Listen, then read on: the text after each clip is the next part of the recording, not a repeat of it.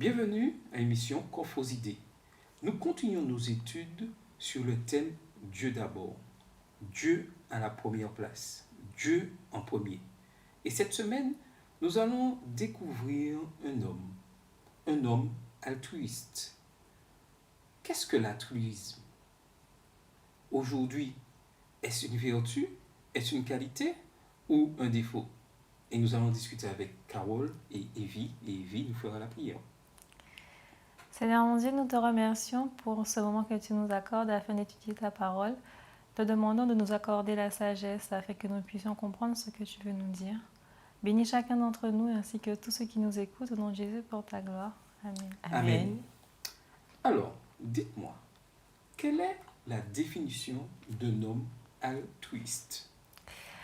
Pour moi, un homme altruiste, c'est un homme qui aime donner, qui n'a pas peur de partager son savoir, ce qu'il a, et qui n'est pas centré sur lui-même, qui pense aux autres en pensant aussi à lui-même, mais qui pense aussi aux autres. Voilà, moi je pense que c'est... Tout à fait, c'est quelqu'un qui fait preuve de générosité et qui pense surtout aux autres. Alors aujourd'hui, c'est une vertu ou un défaut? Ça dépend avec qui. Parce qu'il y a des fois, en fait, on est altruiste avec certaines personnes et puis pas d'autres. Parce que quand on regarde bien, l'altruisme, souvent, il y a des gens qui sont sélectifs. Par exemple, une mère sera très altruiste avec ses enfants, elle va sacrifier son temps, son argent, enfin, elle va tout donner pour ses enfants. Et puis quelqu'un d'autre, elle ne va même pas regarder. Enfin, et des fois, on est souvent très sélectif avec qui on est altruiste et qui on n'est pas altruiste. Et je pense qu'être vraiment altruiste, c'est savoir vraiment partager ça, cette qualité avec tout le monde. Et je pense que l'altruisme ne peut pas être un défaut. En fait, les qualités, pour moi, ne peuvent pas être des défauts. On est soit qualité, soit défaut. Mais en fait, je crois que c'est la manière justement de faire preuve d'altruisme qui peut peut-être être différente. Et c'est ça peut-être le problème. C'est pouvoir être équilibré dans tout. Quand on est altruiste, on l'est avec, je pense, tout le monde. On est altruiste avec tout le monde. Maintenant, peut-être que c'est le degré d'altruisme qui diffère. Oui, mais aujourd'hui, notre société, être altruiste, est-ce que c'est un défaut? Oui, c'est un défaut dans la société parce que forcément, c'est vu comme une faiblesse. Il faut penser à soi, son bien-être, c'est beaucoup prôner le bonheur personnel avant tout. Et puis après, les autres... Chacun fait sa vie, chez son chemin, chacun pour soi, Dieu pour la compagnie. C'est vraiment ça qui est véhiculé. Voilà. Donc, parce que si on aide les gens, finalement, ça donne mal au dos à force d'aider les gens. Voilà. Est-ce que c'est vraiment aider les gens qui donnent mal au dos ou plutôt les conséquences qu'on peut recevoir de ces personnes-là? Le retour. Mais les deux, je pense. Parce que déjà, les personnes prennent pas en compte l'effort qui est fait par la personne qui donne de son temps, de sa patience, de sa personne, et prend tout simplement. Et donc, c'est déjà l'ingratitude, c'est déjà dur en fait à vivre en soi, plus double peine de faire des efforts, alors que la personne qui aide à ses problèmes, à ses difficultés, mais bon, elle donne quand même de son temps. C'est épuisant en fait. Donc forcément, à ce moment-là, ça peut être un défaut. Et pour la personne qui est en face, parce qu'elle pense que elle peut tout faire, et pour la personne qui aide, parce que finalement, elle est épuisée et elle peut même être dans le burn-out à force d'aider tout le monde et que finalement... Oui, mais la question est, est-ce que Dieu ne nous demande pas d'être altruiste? Bien sûr, puisqu'on doit aimer Dieu et aimer notre prochain. Donc forcément, l'altruisme fait partie des qualités que Dieu voudrait que nous nourrissions, que nous développions. Néanmoins, il est vrai qu'il ne faut pas oublier que nous sommes dans un conflit cosmique. Donc, du coup, à cause de cela, comme nous sommes bien et mal, nous sommes face au bien et au mal à la fois, c'est vrai qu'il y a cette guerre. Mais il faut que nous puissions laisser Dieu agir en nous pour que le bien prenne le dessus sur ce qu'il y a de plus mauvais en nous. C'est un peu compliqué tout ça, hein? C'est pour ça que ce n'est pas nous qui le faisons, mais c'est l'Esprit de Dieu qui agit en nous, qui nous aide à le faire. C'est pas nous, enfin, naturellement, on ne pourrait pas être altruiste, d'accord? Okay. Mais c'est Dieu qui permet ça en nous, c'est lui qui met en nous le vouloir et le faire. Donc si on n'a pas cette aide divine, on ne pourra pas le faire. Donc c'est pour ça qu'il ne faut pas se focaliser sur je ne peux pas faire. En fait, c'est Dieu qui me permet de faire. Et c'est pour ça qu'on doit se laisser diriger par Dieu pour y arriver. C'est ça. Moi, je pense qu'il ne faut pas se forcer à être altruiste. C'est très mauvais parce que forcément, ce sera un défaut à ce moment-là. Mais il faut vraiment s'écouter, écouter Dieu nous parler et à ce moment-là agir. Si on essaie juste de se dire, bon, il faut que je sois altruiste aujourd'hui, ben, on ne va pas réussir parce que déjà, c'est pas en nous. C'est pas en nous. Et puis en plus, le fait qu'on va faire cet effort-là, à ce moment-là, ça va vraiment nous fatiguer. Donc je pense qu'il faut surtout aimer les autres en premier. Et de cet amour-là, ben, va découler l'aide nécessaire au bon moment. Parce que aider à tout moment, parfois, c'est pas forcément bon. Être bienveillant, moi, je pense, c'est le plus important avec les autres. Même si aujourd'hui, je peux pas t'aider, mais je reste dans la bienveillance. Je vais pas te dire, débrouille-toi. Je te dis, à ce moment-là, je peux pas. Voilà telle solution que j'envisage. À toi de voir. Donc, pour moi, c'est surtout la bienveillance avant tout. Et puis, de là va découler l'altruisme, en fait. Oui. Et faire preuve toujours d'empathie envers l'autre. Mais j'ai noté quelque chose que tu as dit de très important. Écouter Dieu. Ça veut dire quoi, écouter Dieu? Parce que là, dans la leçon de cette semaine, on a l'exemple d'Isaac. Isaac se retrouve certes dans un pays étranger à cause de la famine, et on voit ça dans Genèse 26. Et Dieu lui dit, dans Genèse 26, à partir du verset 2, il est dit, l'Éternel lui apparut et dit, ne descends pas en Égypte, demeure dans le pays que je te dirai. Séjourne dans ce pays-ci, je serai avec toi et je te bénirai, car je donnerai toutes ces contrées à toi et à ta postérité, et je tiendrai le serment que j'ai fait à Abraham ton père. Verset 4, je multiplierai tout ça. Et malgré cette promesse-là, Isaac rencontre des difficultés.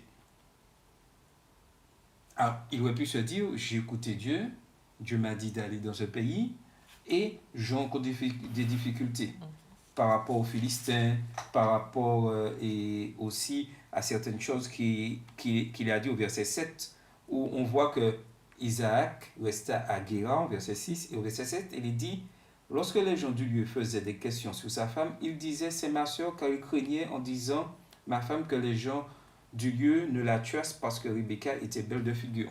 Ça nous rappelle une histoire avec Abraham, son papa. Les gènes se distribuent tranquillement. Oui. Et Abimelech agit vis-à-vis ça, et on voit que Dieu lui promet telle chose, mais malgré que là où il est, on a l'impression qu'il y a des difficultés qui viennent. Est-ce que ça ne ressemble pas un peu à nous qui sommes, entre guillemets, des missionnaires, mais auxquels des difficultés sont toujours présentes? De toute façon, la vie, si on n'a plus de difficultés, c'est qu'on ne vit plus. Et donc, on pense parfois que quand on a choisi Dieu, ben, ça ira. Et puis que la vie nous sourira, en fait. Mais c'est pas vrai. Parce que depuis tout ce temps qu'on est sur Terre, on a bien vu que c'est pas vrai quand même. C'est pas vrai. Il suffit de regarder juste les histoires de la Bible. On connaît aucun serviteur de Dieu, même celui selon son cœur, David, qui n'a pas de difficulté. Même lui, depuis son enfance, il a fait que voir, pas la misère, mais regarder Joseph. Il avait plein de défis. Et malgré ça, on sait que Dieu l'aimait beaucoup. Donc, mais vas-y. Oui. Non, je voulais dire en fait, je voulais apporter un petit bémol par rapport à ce que il disait quand il dit que nous sommes pas, enfin quelque part, on n'est pas heureux ou c'est pas tranquille. Le sens de la vie tranquille, en tout cas, de la manière dont je vois cela, c'est qu'avec Dieu, en fait, on est tranquille dans le sens où, face aux difficultés, on vit les choses autrement. C'est vrai que ça fait mal, hein, des fois. C'est pas parce qu'on est avec Dieu qu'on n'a pas d'épreuves, qu'on n'a pas des choses qui nous compliquent la vie. Mais c'est sûr que par rapport à quelqu'un qui ne connaît pas Dieu, on vit les choses autrement. Et ça, je pense que c'est d'une importance capitale parce que c'est ce qui nous permet d'avancer. C'est ce qui nous permet de nous réveiller chaque jour, sachant que nous aurons des difficultés, on aura des murs, des obstacles, etc. Mais on sait que Dieu est là, qui nous soutient, qui nous guide, qui nous permet de faire les bons choix, si on l'écoute bien sûr, parce que tu parlais d'écoute de Dieu tout à l'heure. Et c'est vrai que face aux complications de la vie, on a un retour différent par rapport à notre voisin qui peut-être ne connaît pas. Et je crois que grâce à cela, on peut dire que la vie est belle en fait. En tant que chrétien, adventiste du 7e jour de surcroît, puisque nous avons cette espérance de voir notre Dieu revenir, je me dis qu'on a cet espoir. Et cet espoir nous permet justement d'expérimenter Dieu chaque jour et ça nous donne envie de vivre. Quand on se réveille, on a envie de vivre. On trouve que la vie est belle. En tout cas, moi, je trouve que la vie est belle. C'est pas parce que je n'ai pas de difficultés, mais parce que j'ai Dieu dans ma vie. Et parce que j'ai Dieu dans la vie, forcément, Dieu ne fait que de bonnes choses. Ça fait toute la différence, voilà. en fait. Oui, mais lorsqu'on voit l'histoire d'Isaac, là, Dieu lui dit d'aller tel endroit. Pourquoi Isaac ne pouvait pas choisir de lui-même l'endroit y aller, puisque parce qu'il faut chacun est obéir à libre. Dieu. Attends, nous sommes libres. Qu'est-ce qui empêchait à Isaac d'aller là où il voulait? Mais rien du tout, rien ne l'empêchait. Dieu lui a il avait complètement le choix, mais il faut se rappeler qu'au début, il a choisi de suivre le Dieu de son père Abraham. Donc, partant de ce principe, il va continuer sur cette même lignée, c'est-à-dire que si au départ, il a choisi de faire confiance à Dieu, eh bien, si Dieu lui dit aujourd'hui, tu vas à Canaan, il va à Canaan, il va pas se dire, ah mince, je vais faire ce que je veux. Enfin, s'il fait ça, c'est qu'il change de chemin, en fait. Et vu que lui, il part du principe qu'il va rester avec Dieu, donc forcément, il va aller là où Dieu va l'emmener. Voilà. Parce qu'il sait que c'est là est sa place. Donc, c'est savoir surtout où est notre place, en fait. Où est-ce qu'on veut aller, c'est quoi notre destination. Et à partir de là, on saura faire les bons choix parce que finalement, on va écouter Dieu. Parce qu'on sait que c'est lui qui connaît, en fait, la façon d'arriver à la destination. Donc, oui, certains pourraient dire qu'Isaac n'a pas eu le libre arbitre, ce qui est faux. Parce que on a toujours le choix. Non, il a fait le choix d'obéir, mais le premier choix qu'il a fait, c'était de suivre, d'écouter ce que Dieu lui dit. Oui. Et c'est là, parce que le plus souvent on fait débat, oui, Dieu ne laisse pas l'homme libre. Non, déjà, l'homme reste libre de choisir est-ce que c'est Dieu ou Satan qui dirige sa vie. Et à partir de ce choix-là qu'il a fait, Dieu ne force personne. La preuve, on a la preuve avec Adam et Ève. Et à partir de ce choix-là, les conséquences vont avec. Si j'ai décidé de suivre Dieu, Dieu me dit aujourd'hui, tu vas à gauche. Tu vas à gauche. Je vais à gauche parce que j'ai décidé de suivre Dieu. Oui, mais c'est pas parce qu'il faut pas oublier que c'est pas parce que c'est Dieu qui nous a dit à gauche qu'on n'aura pas forcément des difficultés. Néanmoins, les difficultés seront différentes que si on n'avait pas obéi. Et puis, il faut pas oublier que dans l'expérience d'Isaac, aussi le fait qu'il ait obéi à l'Éternel ne l'a pas empêché de mettre un petit peu son grain de sel. Et c'est ça aussi qui a créé des difficultés, parce que lorsqu'il arrive et qu'il dit que c'est sa sœur et pas sa femme, qui lui a dit de dire ça? C'est sa peur, encore une fois, c'est sa peur, je dis bien, c'est pas Dieu qui lui a instillé cette peur. S'il avait vraiment confiance jusqu'au bout, pourquoi ne pas dire c'est ma femme? Pourquoi tu dis que c'est ma sœur? Donc ça crée en fait des difficultés. Et souvent on peut ramener ça à nous.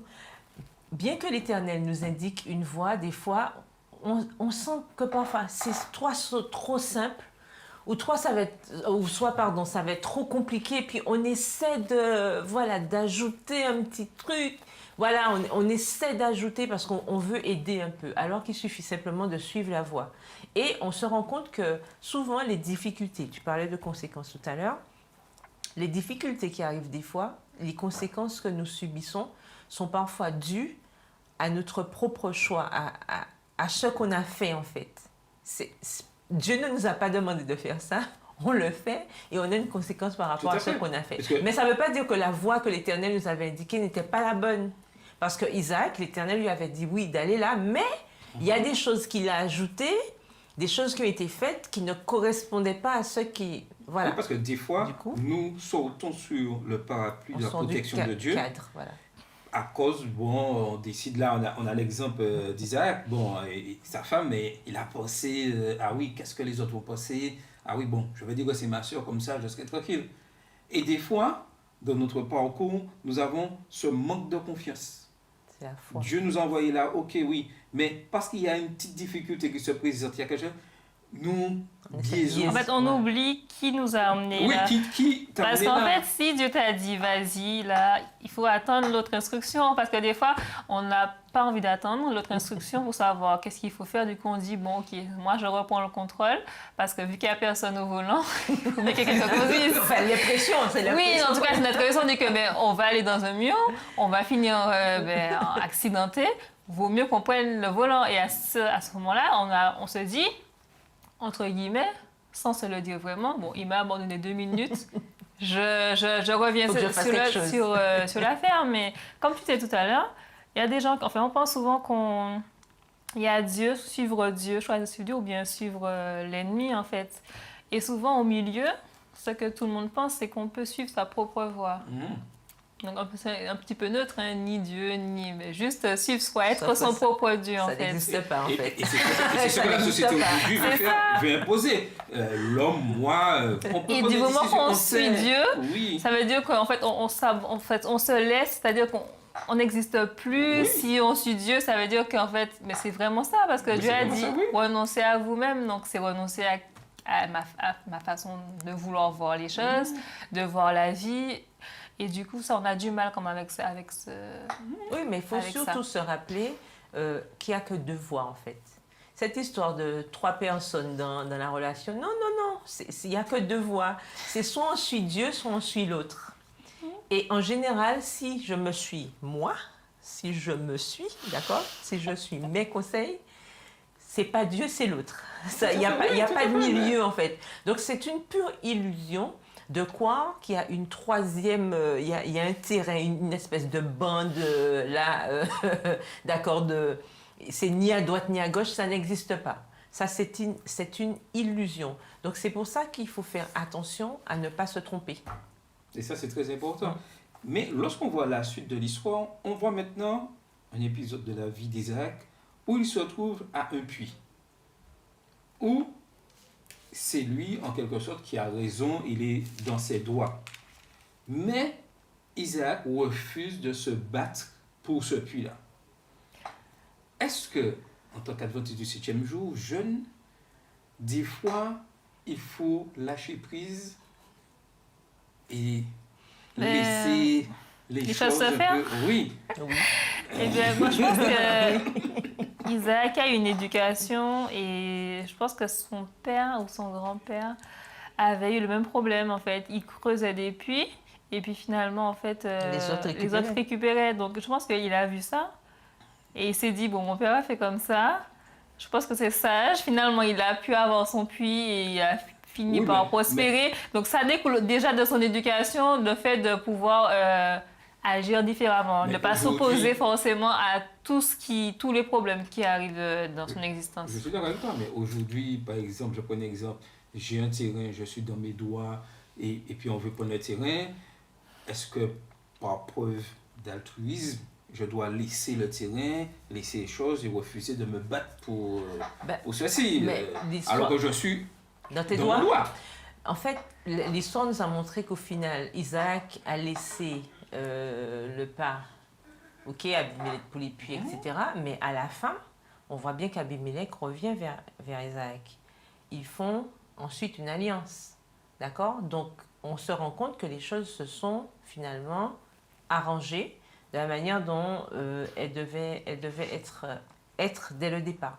Donc, on voit bien que le fait qu'Isaac ait laissé le pas à Abimelech, ben, ça n'a pas changé le plan, en fait. Parce qu'à la fin, c'est Abimelech qui revient. Donc, on voit qu'Isaac, il a porté ce témoignage, montrant bien qu'en plus, à qui appartient toute chose? C'est à Dieu. Dieu lui avait déjà promis d'être prospère, d'avoir tout. Dieu lui avait fait des promesses. Et Isaac avait fait confiance.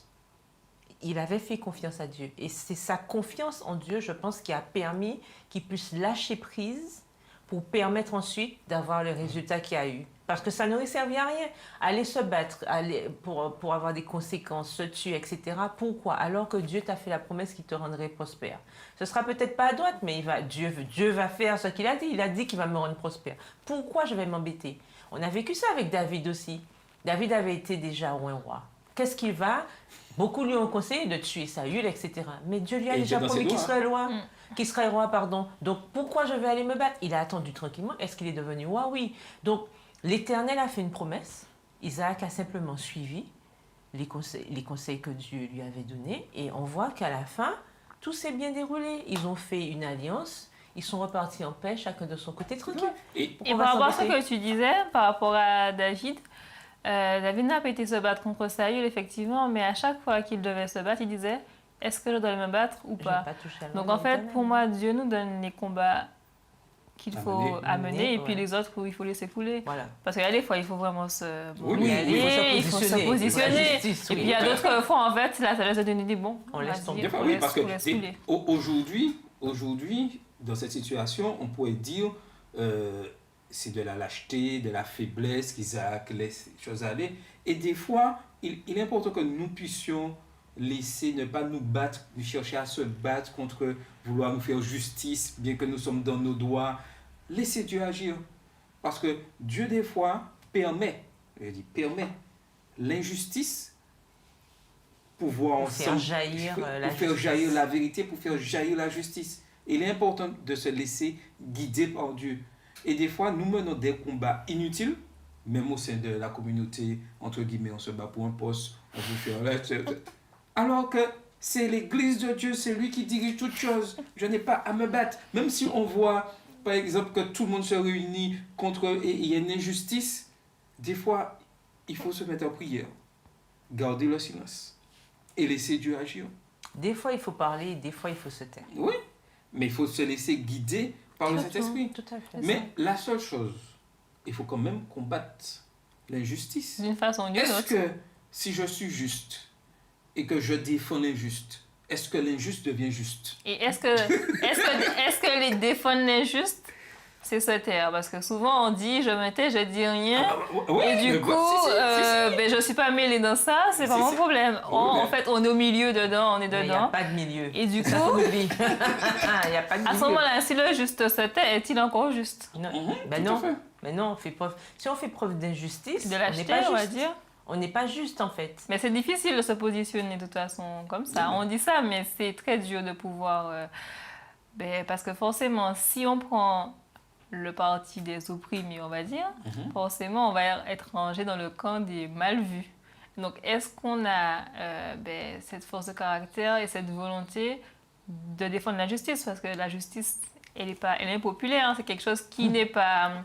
qu'on n'aime pas. Les gens ne vont pas aimer les personnes qui vont dire ce qui est vrai, ce qui est faux. Donc, c'est aussi savoir où on veut aller et être debout dans ses chaussures. Oui, mais je te donne un exemple.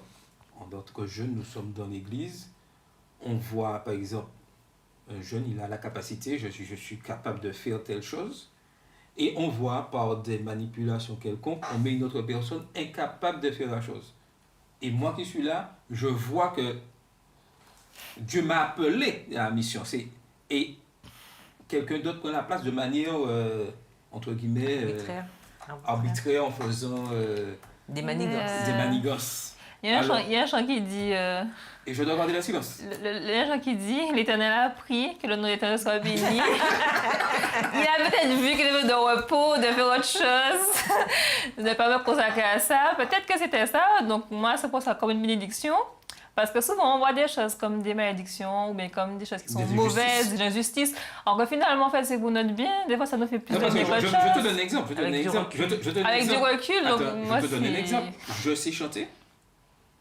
Et on met quelqu'un à la musique qui ne sait pas chanter. Je me dis, c'est bien dommage. Voilà, c'est dommage.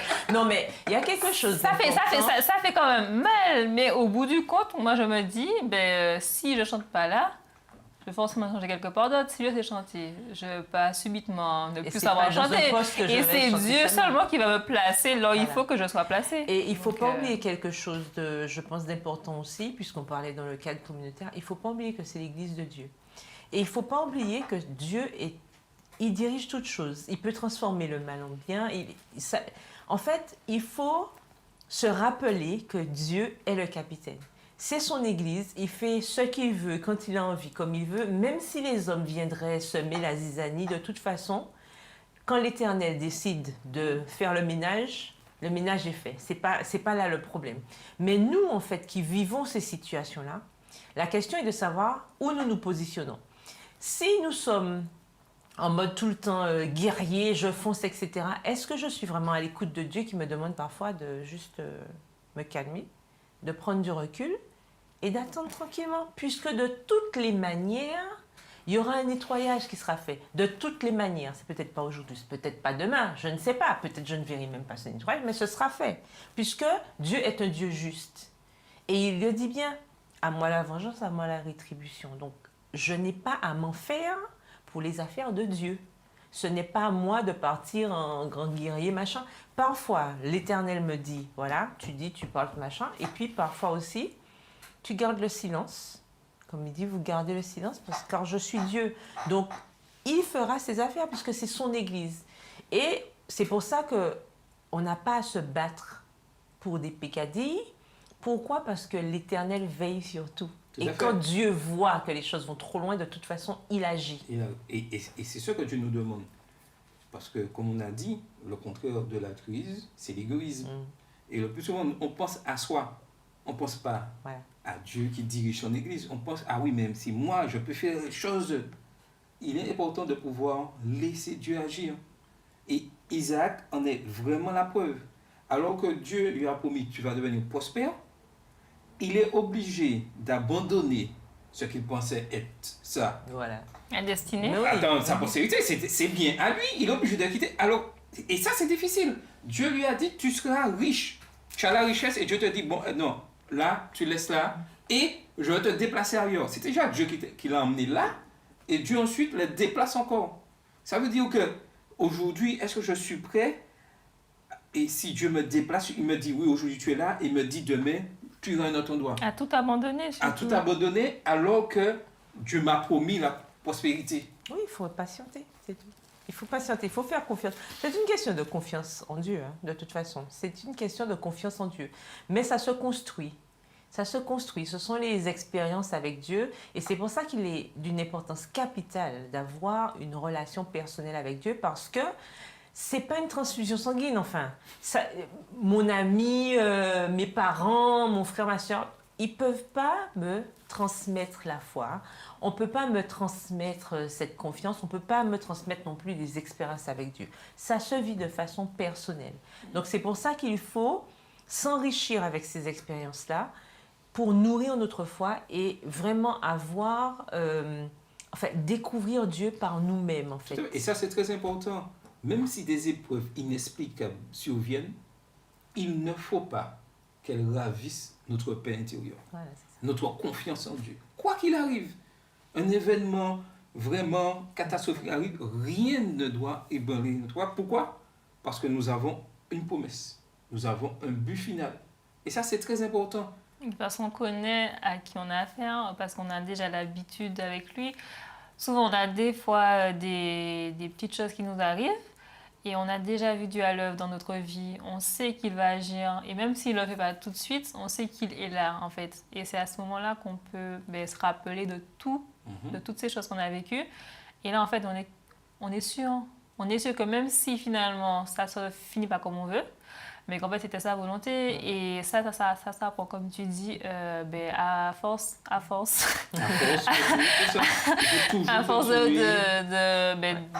de le lire, de lire ce qu'il nous a laissé comme parole et puis de parler avec lui et de vivre pour lui, parce qu'à chaque fois qu'on lui dit oui à Dieu, quand il nous donne des ordres, mais à chaque fois on va grandir dans cette foi-là, et à chaque fois qu'on dit non, je préfère j'ai peur, non, j'y vais pas. Mais à chaque fois, on aura de plus en plus de mal à avancer, à lui faire confiance. Donc, même si des fois, on se dit, mais ça me fait peur, je ne veux pas y aller, mais on est sûr que c'est Dieu, ben on y va. Enfin, à la limite, les yeux fermés, et puis on ne sait pas de regarder, parce que même si ça fait peur, c'est comme si il y avait le saut de parachute. Enfin, on peut pas sauter dans le vide, mais on a quelqu'un qui nous dit, vas-y, fais confiance, je connais. Donc, et voilà, c'est... Cher jeune, quoi qu'il arrive, garde toujours ton altruisme. Dieu veille et il faut lui faire confiance. C'était votre émission Coffres idées.